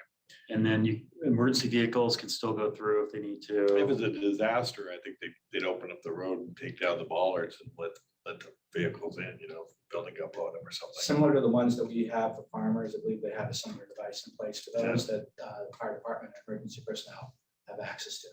Right. I was just on State Street recently. The biggest hazard is getting run over by a bike. I mean, Oh, I those guys know. fly down State Street on their Or bikes. skateboard or those one wheel things. Yeah. But the understanding is that some of these strategies, the parking services office is gonna be able to lead and take on wholly, and there's gonna be other ones that they'll provide a support role, and some of them, it'll just be a financial support where it funds, say like an expansion of development program or things that aren't typically in the parking services wheelhouse. Is Parking services, is that who closes off for the farmer's market every week? That's, We assist with that program. We're not the ones that do the closure itself. That's streets. It's Like Public Works or something? Okay. And is anybody talking about a Pearl Street Mall kind of a deal? Like they have in Boulder? I don't even know. It's been floated. So That's like, it's totally pedestrian all the time, forever. Yeah, it's like State Street without as Right. much cross traffic. There's a couple sections you can. I think you can cross on every cross street on Pearl Street. The downtown concept plan shows Monterey Street between Santa Rosa and Osos as transit only with, Wooner style improvements and What style? Wooner style where it's all on the same level instead of curb gutter sidewalk for. Oh, okay. Trains, so just equal space for pedestrians and vehicles. Yeah. I think that's still out there. Okay. But there are, I mean, this is just an example of some of the strategies. They're fully detailed in attachment D to the report, and it's set up similarly where it's a rational overview, relevant policies, and then as well as whether it's a short-term, near-term, long-term kind of objective. The next step, once these are kind of finalized, is Walker is going to take the strategies and then look at where operationally what is required to implement them. And that would be time, of course, money, resources, things of that nature, and then whether parking would play a primary role or support role, and then those would help inform the upcoming financial plan. And this is gonna go to council when? February 21st. Wow, you have a lot of work to do. Yes. But so far, it's all kind of gone according to plan. Leading into that, so we have the quick poll that's out right now. Walker is scheduling some additional stakeholder interviews to get some directed feedback on these draft strategies. Planning commission meeting is on there, and then what's not shown on there is the publishing of the draft plan that will occur early January, and then there'll be opportunity for staff and Walker to receive input on it, and then fine tune it in preparation for council's consideration. Do you have any tentative dates? I'm not gonna hold you to when the new parking structures proposed to be built. So we're actually in the process right now of starting the utility work. That's going to begin in January, ideally with PG&E. We're expecting phase 1 of the project, which is some site prep, to begin late spring by June. And then vertical construction is expected in fall of 23. So All of 23. Nice. And then I know the little theater's going in there, and it was always, when we discussed it, there was that one pit that was gonna be commercial, and it wasn't gonna be commercial, and it never really The was. liner building, that was on. Yeah, it's kind of on the outside. Yeah. What's the plan on that? So that's not part of the current bill. Oh, okay. But it is still included in the long-term design. Okay. So there'll be site. Correct. Thank you. So really, again, the recommendation is to review the draft goals, policies, and strategies in the context of the circulation element, downtown concept plan, and climate action plan for the access park management plan update, and we're happy to receive comments now. And then, as Gavin mentioned, we have a representative from Walker that I think is on the phone, so she may be able to chime in if there's anything that Gavin and I are to respond to. Great. And does anybody have any questions or comments of the presentation? No public comment? Yes, go ahead. Let's open up public comment. Is there any public comment on this item? Yeah. Yes, Chair, we have Leah Brooks. Welcome. Good evening. I am Vice Chair of the Active Transportation Committee. And I'm here on behalf of the committee. We had our presentation back in November. And just overall, convenient and secure bicycle parking is crucial to encouraging people to bike rather than drive, to work, to run errands, to shop, meet people for coffee, whatever. Unfortunately, bicycle theft is a very common problem. I think a lot of, maybe some of you have had your bike stolen. I've definitely had a bike stolen before. So the ATC identified the following issues. Clearly identified safe, convenient places to park a bike. The safety of employees who work at night. Ideally, employers should provide on-site bike parking that is well lighted so employees can directly exit their work sites safely. For employees who are interested in bicycling to work, but are concerned about unexpectedly working late or experiencing a family emergency, a guaranteed ride home program would ease that concern. Some people commute by vehicle into the city and park their cars on residential streets to avoid paying for parking. And then they walk or they bicycle to work sites. We think the city at SLOCOG should explore establishing more park and ride lots on the edge of the city to avoid parking in neighborhoods and enable people to park for free. There's one park and ride lot in the city, and that's on Kai Joaquin near Los Osos Valley Road. We don't know how many of these commuters ride, walk, or take transit to their work site. I think it would be very helpful to have that data. And I don't know, maybe staff here has looked up some of that information since our November meeting. Is that out by the Taco Temple or something? Yes. Yeah, Okay. exactly. Yes. People do that, huh? Nice. Yeah, they do. Motorists looking for long-term parking pose a safety risk, just going circle, around and around. And they're so distracted, they're looking for parking spaces. They're not looking for pedestrians and bicyclists. So I think some of the suggestions, wayfinding signs to direct them just outside of the downtown core where there is more parking available. Maybe a sign that just says, don't even try. Don't even try. I like that. As was discussed here, temporary rental bike lockers have been installed in other cities. Most bike lockers are rented on a monthly or a longer term basis, as was discussed by SLOCOG. We think it's worth exploring, looking at bike lockers that you can rent for maybe an hour or two, like going to the movie and not be worried that when you come out, your bike's gone. And lastly, we think the city should evaluate the potential opportunities to leverage revenues from parking fees to fund new active transportation infrastructure projects. So if you have any questions, it's nice to come and appear before you, and I thank you for the opportunity. Thank you very much. Thanks. Appreciate it. That's the end of public comment, Chair. Thank you very much. Appreciate it. So questions to staff, were those comments incorporated, or do you have any comments on her comments? I do. So one of the things that we heard not only from Active Transportation Committee, but from Downtown Cell was about park and ride lots. And it's not something that really Parking Services has an expertise in. Right. But we are going to incorporate that into the strategies of supporting SLOCOG's efforts to further develop park and ride lots within the city, because as she said, there's only one so far, and I know there's several other sites identified.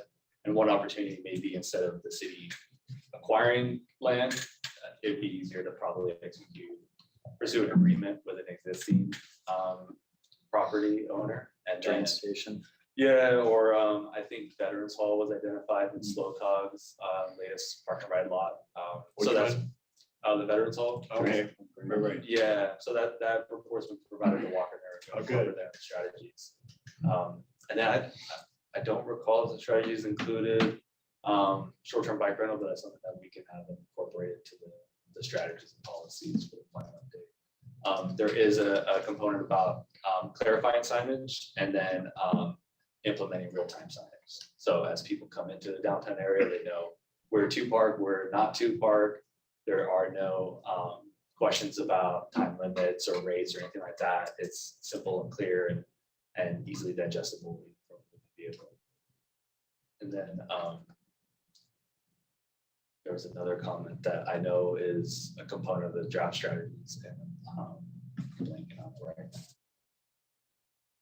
But yes, most of those are either components of the draft strategies or being incorporated by Walker as we speak. I used to park and ride to the city of Santa Maria when I worked there, and we bought a van and we all met Kyler Joaquin, and we had a designated driver, and he got to drive for free, and we had a program, and it worked great.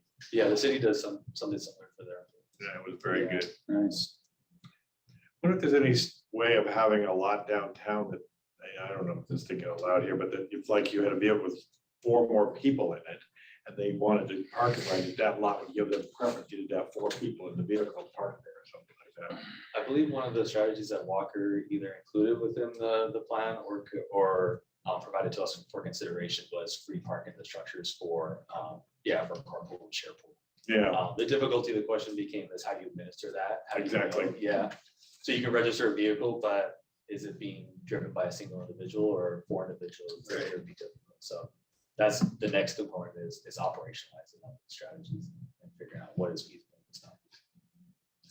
and I believe the old rule of thumb was, that the population of San Luis Obispo doubles during the day. The 50,000 people are coming into town to work or go to school or whatever. So it's an amazing stat that the population doubles during the day. Yeah, absolutely. So all those people, if they're not riding their bike or they're parking somewhere. Yeah. One thing that Walker is also proposing is not only subsidizing local transit passes, but regional transit passes and recognition that most people that, work in the downtown area may not necessarily live, within the city or near a slow transit stop. And so trying to subsidize that in a way that is meaningful for people that have to come from Santa Maria or North County. Does anybody commute on the train? I knew someone that commuted to Santa Barbara on the train. Yeah. When the Montecito disaster occurred, they increased the train service from Ventura County to Santa Barbara because the train was still running, because the Highway 101 was closed and the ridership, of course, spiked, and they really publicized it. It was a very successful mitigation measure for the disaster. Yes, sir. Your questions? Michael might have been. No. No, I'm just ready to comment. Okay. We don't have a button to push. I'm sorry. Yeah, we don't. Commissioner Jorgensen, please make So- comments. So it was good to see some of the data that it does certainly show that parklets are justified. For instance, that there's really plenty of space for that kind of thing. And hopefully there's a little bit of justification for the Napomo parking structure there, considering that we're abandoning lot 10 when we build it as well. But it looks like we're really managing parking in some ways really well. And I thought the Walker report had a lot of really good ideas. And I think it was really smart to get a firm that really did know what they were doing and also could do some comparative studies. That seemed really interesting. I did notice, I could ask one question of Lee Brooks in a sense, not directly, but indirectly.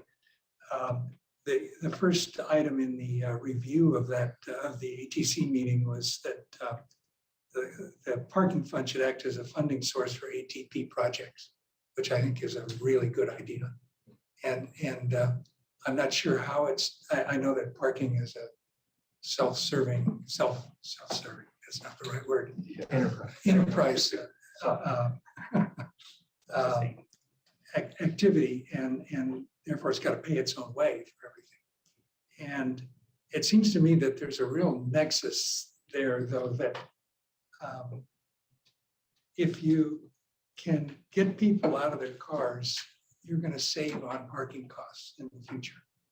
And that would be the rationale for using, just like AAT, just like Active Transportation Committee, use parking fund as the funding source for activities that would reduce the future need or existing need for parking. Mean less maintenance, it mean in the long run, we have to build less. So I noticed there were a couple things of interest to me that I think kind of tie into that. One is in Boulder, they have a neighborhood eco-pass project. And I've always hoped that we could find some way, and maybe it's by rethinking the parking and lieu fee, that's another thing that's recommended here, to find ways to either by encouraging or requiring or offering passes to all the new residents in downtown as we're building, such that parking are really transit passes, so that in a way that when Cal Poly students and then eventually faculty and staff contribute to funds that for the whole population to be served by transit, but only some use it, it actually is kind of cost effective in a bunch of different ways. So it seems like we ought to be looking to expand how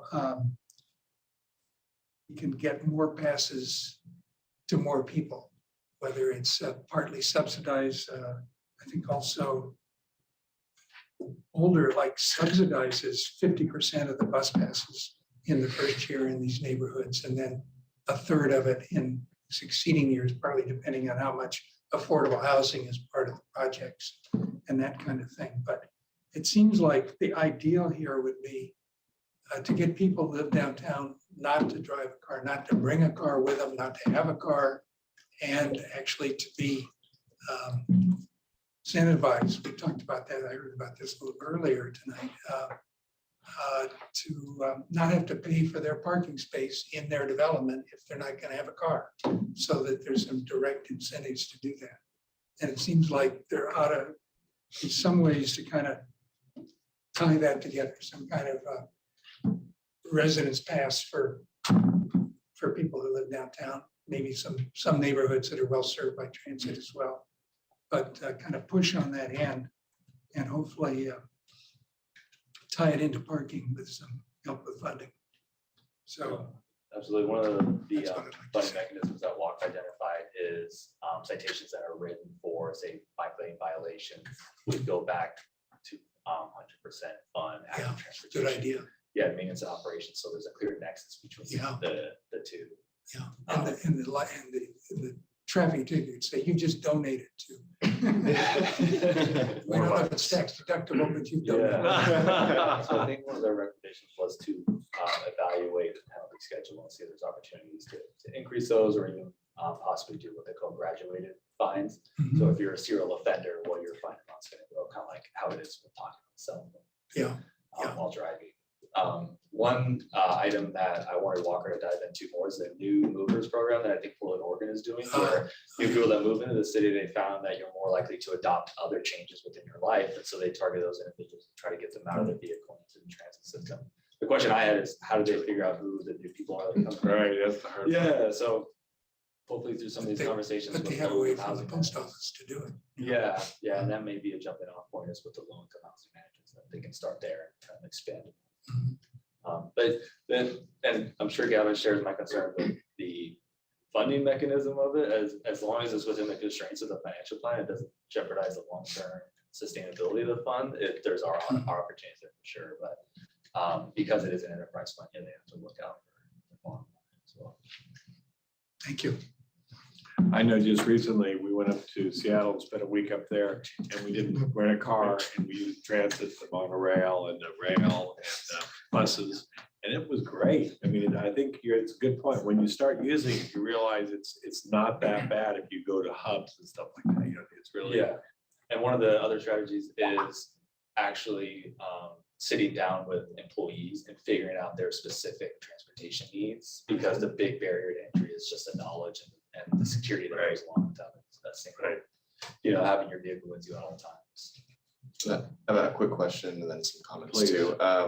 So there was the policy goal number 1, which was about reducing subsidies for existing subsidies for parking. And I think very supportive of the mode shift, but I was just wondering, what is equity being considered in that, and how it's impacting folks who might be more on the low income and middle income side, and that might rely on that subsidy a little bit more than others? Yeah, so that's one thing that we heard from council at the supplemental plan adoption is equity when it comes to the rate structures, because there were some new hourly rates that were approved, and the question becomes, how do you administer that without receiving financial information, Right. documentation and stuff? So one of the strategies may be to partner with, say like Transitions Mental Health or some of these low-income housing providers, and that have already vetted these individuals, and then we can provide subsidized passes at equitable rate to them. Yeah, that'd be good. Yeah. I work for one of the affordable housing developers in town, so I think that would be a really big help to those projects to be able to help with that mode shift also. And then I just also wanted to note support of street closures, again, kind of more on that mode shift lens, and then just also wanted to back Commissioner Jorgensen here on just, it's often said our budgets are our values, right? So anything we can do to shift financial resources from parking infrastructure to active transportation, I think I'm highly supportive of. Just wanted to note those comments for the record. Well, I did want to note, because you had brought up about future needs for the parking structure. And this study that they did is really a snapshot in time. So it just looks at what it is now and doesn't take into account future development. And there is a lot that is approved, especially that incorporates housing in the downtown area. And so there does seem to be a clear need in the next 5 to 10 years for this structure to come. So it's sort of built in advance of that, and recognition that development will occur around it once it's complete. Certainly been in the planning stages for a long time. Yes. It's interesting to watch people when something's built and go, God, where did that come from? It's just, how can you build out of nowhere? Well, it's been planned for 25 years, but besides that. No, I think it was one of the original sites before 842, the first parking structure was even built. It was considered there. And of course, the Wells Fargo, which I don't think was very fruitful in discussions with Wells Fargo. Oh, okay. Yeah. Any other comments, questions, concerns? I've got my little list here. I'll rip it away here. Okay, there was comments about 60 minutes versus 90 minutes free parking in structures. To me, 60 minutes seems about right. So I like that number. It actually wasn't a comment, it was what existed. It used to be 90, it went to 60, and people were upset about that. It seemed there was a comment that was. In 2002, it was reduced to 60 minutes. From 90 minutes. And then wasn't there a comment that said, please keep the free 1 hour? So council has approved the reduction of the 60 minutes free in the structures, but it's something that they've deferred twice so far. So it's still. They've approved the what of the 60-minute? They've approved doing away with it. Doing away with it? Yeah, and so we would go to a 15-minute grace period in the structures. but- 15? Yeah, so that if you go into the structure, decide you don't want to park, there's no parking, you're not getting penalized for leaving. Within a couple minutes, but it's been deferred by council and it's still a point of discussion. So the merchants probably are not real happy about that, right? Well, the hours are free still, right? Isn't that what you're saying? Yeah. Currently through the end of the fiscal. But it's year. teetering on the brink, it sounds like. If council does not extend the elimination of it, then it'll take effect July 1 of next year. Wow, okay. So there's a delicate interplay between people parking on the street and parking in the structures that would be changed by that. And Right. do you get any advice from Walker on that kind of thing? So they are going to do an addendum to this where they're going to dig more into the financial side of some of the approved rates, and then the financial feasibility of the long-term commitments that go along with constructing the garage. So it'll happen after the February 21 council meeting. So is the concern there that we're missing out on revenue? Or, well, We're making it too easy on why, for people to drive to the garage. well, part of it is that off-street parking, it's supposed to be used by long-term parkers, and offering the first 60 minutes free tends to incentivize short-term use. And so the idea is you're supposed to have short-term, high turnover spaces on street, and then long-term, low turnover spaces off street in structures and lots. So Hmm, it's kind of aligning with that overarching theory, but there is also a financial component to it because projections show there's about 750,000 that could possibly be collected if the first 60 minutes was eliminated. Yeah, Wow. yeah. But of course, that will change parking behavior, so it is just a guess. Okay, we could talk for a while about that, so I'll move on. You know, this 85%, we meet the 85%, that seemed a little misleading to me. So when I looked at that map, there's a lot of red. The red means you're above 85%, there's nowhere to park. So I'm not arguing for more parking downtown, I'm actually kind of I lean the other way. But it seems to like you're waiting that whole heavy black line and overall, okay, but it just means that there's some spots that are available on the outside, but people keep going to the core trying to park close to whatever boutique they want to go to or whatever. And so, and Leah, I appreciate your comment about the people looking for a parking place, driving around. That's a real problem for pedestrians and certainly for bikes and for other cars because they're not paying attention. You already said all this. And they make sudden movements and they go really slow. And so they're blocking the flow and people get upset and then people pull around. I mean, and I've got a particular problem with the 5 spots on Choro across from the Mission. That street is really narrow, right? And those 5 spots are such trouble because you have to parallel park, you have to and so the car that wants to get in there, anybody pulling in or pulling out of a parking spot there, it's a real hazard. And I'm using my bicycle going up that. There's no bike lane there.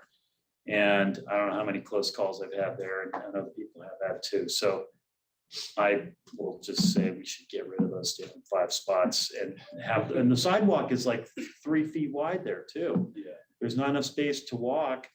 So that's one of my little pet peeves.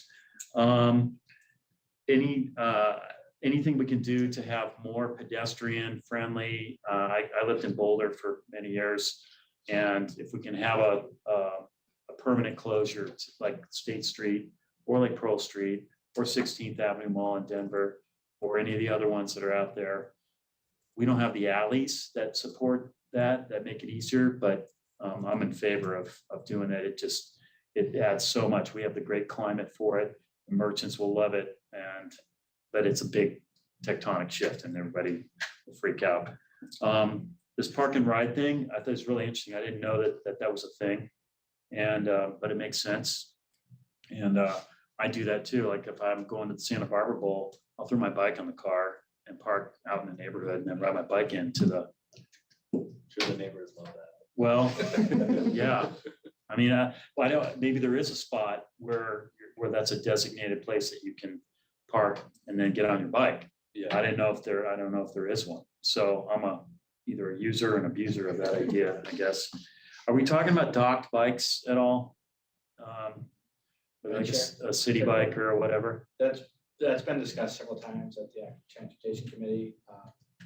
They've reviewed that. I don't know where it currently stands. If it's actually. It's not like we have a lot of space for There's it. a partnership between the city and Cal Poly that needs to get worked through before it's implemented. So I think it's each organization trying to figure out who goes first on that. Implement it. We know that the bikes are going to be heavily utilized by Cal Poly students. And they'll wind up in downtown. Yeah. And it's a question whether they wind back up at Cal Poly where they were originally picked up from. So. Yeah. We're not talking about undocked bicycle rentals, just docked, right? Yeah. So they all have a originating point and an end point. Yeah. Unless they're e-bikes or people who bike them back up the hills, not all this going to be Right. visible. So. And we still have a moratorium on scooters. Is that gonna continue for the foreseeable? So it's not we're not planning to implement the scooter program, to my understanding, it's been something that was talked about, but they didn't see the benefit from it. So we specifically prohibit Lime and Bird and all those guys from coming in doing their thing here. Okay, I'm not for or against. I mean, that's a whole nother discussion. Yeah. Without a negotiated agreement with one of those companies, and we don't have council direction to do that. Okay, okay. Quick question, how's the pedestal thing working out? With the pay stations? yeah, the pay stations. I think they're Seem- going well. Everybody figuring that out? Adoption's been positive for that overall. We've seen greater utilization. But if you base it against previous operational hours. So it was benefit during COVID. It did open up their sidewalks. And allow people to use touchless and credit cards when coin, which Yeah. became a shortage during the pandemic. So I think it was adopted pretty well overall, And do along we- with our mobile apps too. And we have less people walking around collecting quarters. There's always. Same one guy. Same one guy. There was. Less quarters to be picked up. There was a recommendation by Walker, and that was to simplify. We have 4 mobile apps, and the feedback that they received was that may be too many, and then also, of course, clarify signage on locations and how you pay and things like that. So that's part of their recommended strategies. Can you use Apple Pay, Google Pay on this? Yeah, The the way tab, your yeah, phone or your watch or whatever. yeah, you can use that. Okay. The NFC readers are active. Okay, great. And then when we talk about secure bike parking, the bike lockers kind of creep me out. I don't know about you guys, but, and the ones that I've seen, they're not real, I don't know, anyway. What I would think would be helpful would be if we had obvious video monitoring of bicycle parking so that it was clear that somebody could be or would rewind the video and be able to see if there was, I think that might be helpful instead of having to make those wedge things. So That's a good. and that's it for my list. Thank you. Great stuff. I have one question I just thought of. So in the city of Pismo Beach, I got a ticket and I was talking with staff there and the police or the parking monitor gets a message when a parking meter's time is up to go and check and see if the person has moved their vehicle, because I missed it by like 2 minutes. And I go, how did they know that I was here? And they go, they get a message. Wow. Is that what they do here? So through the existing mobile app, it will show when their sessions are expiring, but they don't use that to direct enforcement. Okay. Yeah. We don't have staff. They do in Pismo. Yeah. No, and they also have sensors on the meters that will tell whether the space is occupied or not, so I am assuming that probably. Oh, there. okay. A meter can actually see the, Yeah, they have a puck system that Huh. monitors if the vehicle is in that location. wow. And then the system also tells them if there's payment for that space. So Big Brother is watching. Okay. we're not there. We No, I don't know. want to go there. No. Anyway, any other questions, comments, concerns? You guys good? So, What was your name again? Sorry. oh, Alex Stevens, Alex. FUCHS. I'm happy to introduce Alex in his Oh, yeah. new role as the city. Michael stole them from us. Yeah, he's in community development now as our cannabis business program manager. Oh, Yeah, so Gavin let me keep this project as we're going away with it. Yeah. So, Went from whales to weed. huh? that's catchy. Yeah, somehow I'm hoping cannabis is slightly less controversial than park. I don't know. Yeah. Probably. Actually, probably it's. So we don't have any motions or seconds to make, correct? Right. Just thank yous. Bring it back and incorporate it into the plan. Okay, thank you. I'll be keeping Yeah. it close. I'm gonna definitely try to follow this read. It's very interesting. Absolutely Yeah. appreciate it. The goal is to do this obviously on a more frequent basis, so we're not doing such a big push, every 1 year, do it every 5 years. Yeah. I'll be interesting to see if that consultant makes that deadline. We're pushing hard. Yeah. I know, that's pretty quick though. Anyway, now we go to staff updates and agenda forecast. Who's gonna give that? Teresa has an Okay. update for you. Teresa McClish. So we're in December, the next meeting, we anticipate to be on January 25th. We have one item tentatively scheduled for that, and that is a architectural permit request for 841 Patricia. That's a request for a creek setback exception and for the development of that property. And that should be coming to you in January 25th. That's all the forecast we have right now. Okay, great. So do we have 2 meetings in January? Or just one? The January 11th meeting is going to be canceled. Okay, and so the meeting's gonna be on which day? Fourth Wednesday. 25th. So this month and last month, we kind of split the difference and went for the middle. Is that what we did? Went for the third? Today's the regular meeting. It is? Yep. Oh, it's the second Wednesday, okay. So we do not have a meeting on the 11th. Correct. We do have one on the 25th. Correct. Okay. Thank you. All right, with that, I call this meeting adjourned. Thank you all. Happy holidays, everyone. Yeah. Yeah. Happy New Year. Happy holidays.